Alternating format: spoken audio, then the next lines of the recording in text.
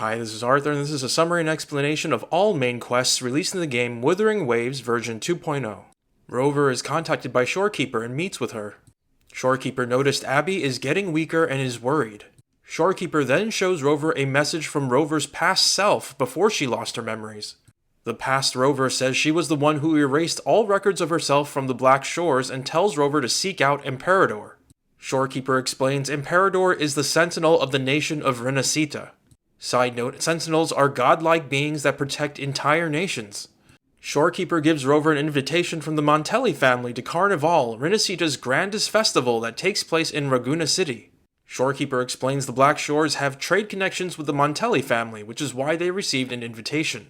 Rover meets with Alto, who gives her a ship and sends her to Rinascita. Along the way, Rover is attacked by tacit discords and is saved by a group called the Troop of Fools. The leader of the group is named Brant. Brant takes them to Ragusa's lighthouse, where Rover takes a gondola to Ragusa proper. Before Rover leaves the lighthouse, she briefly chats with a playwright named Cristoforo. Later, Rover reaches Ragusa and meets Phoebe. Phoebe is an acolyte of the Order of the Deep, an organization that governs Ragusa. Most Ragusa citizens revere Emperador, and the Order of the Deep claims to represent Emperador. Phoebe then takes him to a structure called the Genesis Nexus. Phoebe explains Rinascita was founded by people displaced by a past lament. Side note, laments are catastrophes related to tacit discords, which are basically hostile monsters. Those people were led by Emperador to the Genesis Nexus, which is what granted them use of common echoes as helpers throughout Rinascita. The people of Rinascita believe the Genesis Nexus was a blessing from Emperador. Rover asks if she can meet Emperador, and Phoebe says only one person in Rinascita can communicate with Emperador. That person is Fenrico, the current Primus, leader of the Order of the Deep and Emperador's Resonator. During Carnival, Emperador bestows a laurel that allows someone to hear Emperador's voice. Fenrico received that laurel at a past Carnival and accordingly is the only person who can hear Emperador's voice and share Emperador's will. Phoebe soon says goodbye and Rover heads to Alvarado Bank, which is managed by the Montelli family. Once there, they meet Zani, an employee of the Montelli family, ordered to assist Rover. Zani takes Rover to lunch when they see some echoes called Vitrium dancers rehearsing a dance. Just then, the Vitrium dancers go berserk and one lunges at Rover, triggering a vision of Emperador, asking Rover to return the lost to the earthly realm. Rover snaps out of the vision and the Vitrium dancer escapes. Rover tells Zani about the vision and they go after the Vitrium dancer. They first head to the local Pioneer Association where they meet Fulmine, head of the Wuthering Film Studio, which is under the Pioneer Association. Zani explains Fulmine's forte is the ability to convert real events into film. Side note, Resonators generally possess special abilities referred to as fortes. They use Fulmine's forte and learn the Vitrium dancer left the city and that someone suspicious was involved. This suspicious person wore a mask, so they head to the Masked Reverie, a mask-making shop. Once there, they meet the shopkeeper, Nyarla, and learn the suspicious person is called Gilberto and is part of the Phasalia family. The Phasalias are another powerful family in Rinascita and currently at odds with the Montellis. Rover and Zani head to the Cathedral of Mercury and spot Gilberto. They follow Gilberto inside and meet Alessio, a priest of the Order of the Deep. They ask Alessio about Gilberto and Alessio says he hasn't seen him. Alessio then leaves and Rover and Zani split up and look around the cathedral. Rover soon finds a passageway leading outside the city. We then see Frolova, a member of the Fraxitus, talking to Alessio. Back with Rover, Rover heads outside the city and meets with Zani again. They follow Gilberto's trail to a village where they see Cristoforo again. Cristoforo says he's seen someone matching Gilberto's description and ever since that person arrived, echoes have been disappearing. Rover and Zani investigate and are attacked by the missing echoes. After defeating them, they return to Cristoforo and tell him what happened. It seems whatever happened to the Vitrium dancers may have happened to the missing echoes. Cristoforo leaves to warn the village and Rover and Zani discuss some petals they found earlier. They ask Abby about the petals and it seems a powerful resonator is likely involved with the berserk echoes.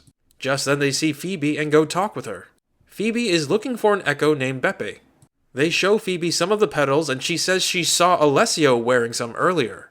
Phoebe decides to join Rover and Zani in their investigation. They suddenly see Beppe running off. They follow after Beppe and find Gilberto with some echoes. Gilberto somehow turns the echoes into tacit discords who attack them. They defeat the tacit discords and capture Gilberto, who rants about taking Lorelei. Phoebe explains Lorelei is a powerful remnant creature residing in the center of the Nimbus Sanctum.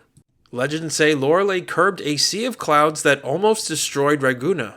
If something happens to Lorelei, Raguna might be in danger again.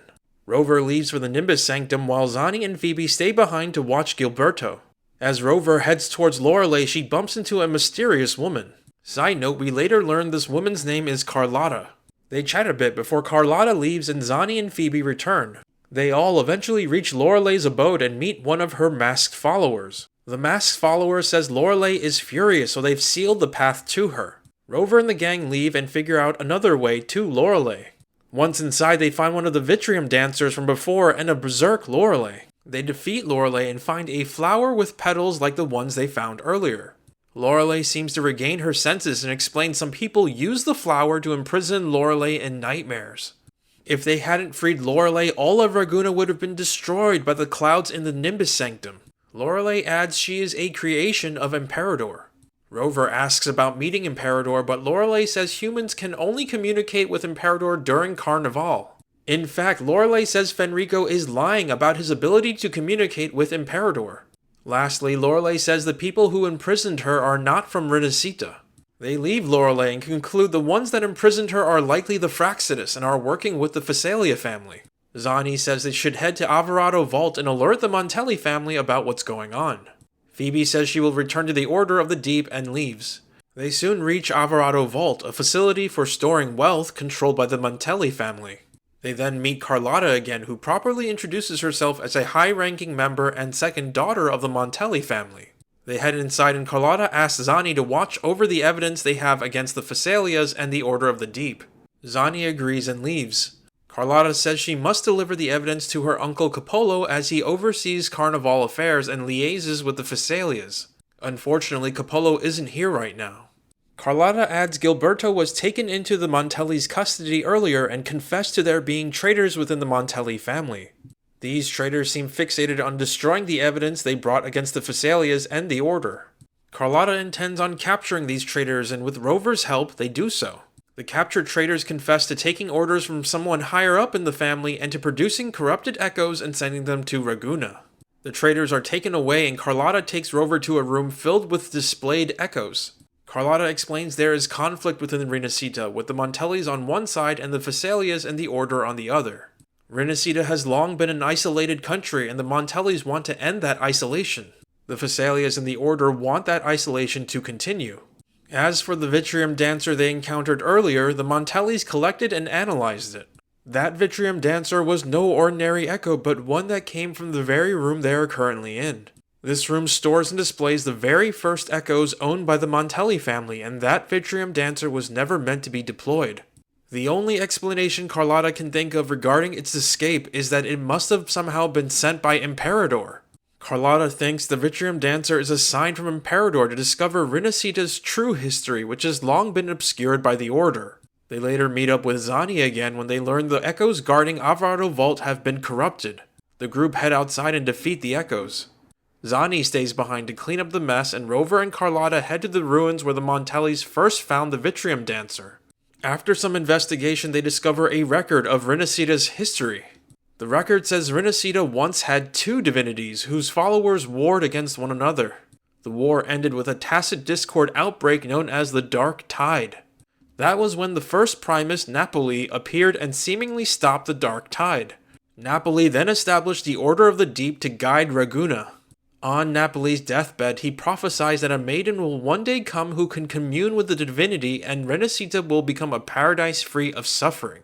Carlotta explains there are no records of two divinities in Rinascita, and that Imperador has always been considered its only divinity. Just then, envoys of the Order of the Deep attack with tacit discords. They defeat the tacit discords, and Alessio shows up. Alessio takes out a pendant owned by Carlotta's uncle Capolo, implying they have him hostage.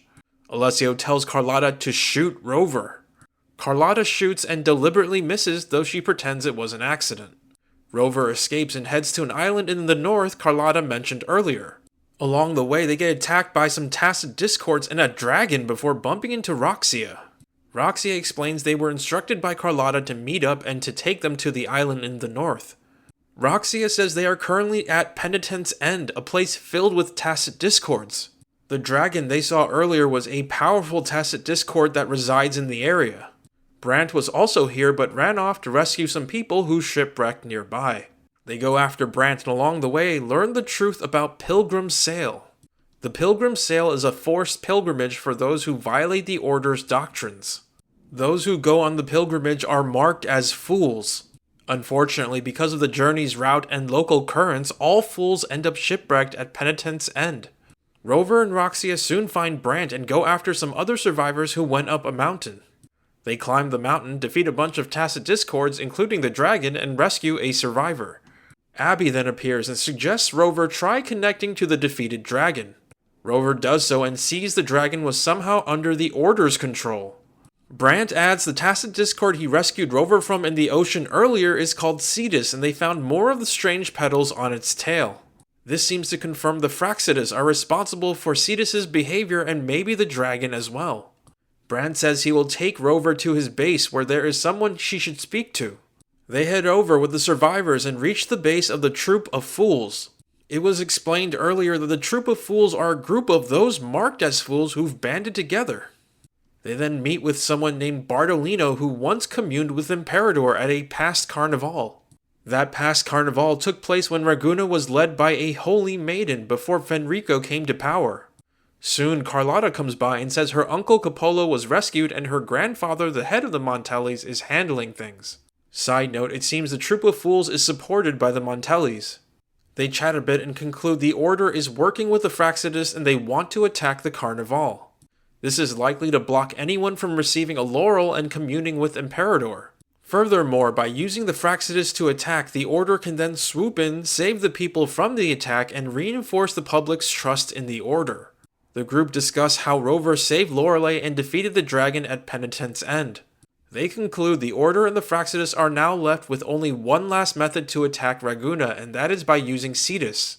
The group decide to infiltrate the city under the guise of a show held by the Troop of Fools in order to stop the attack.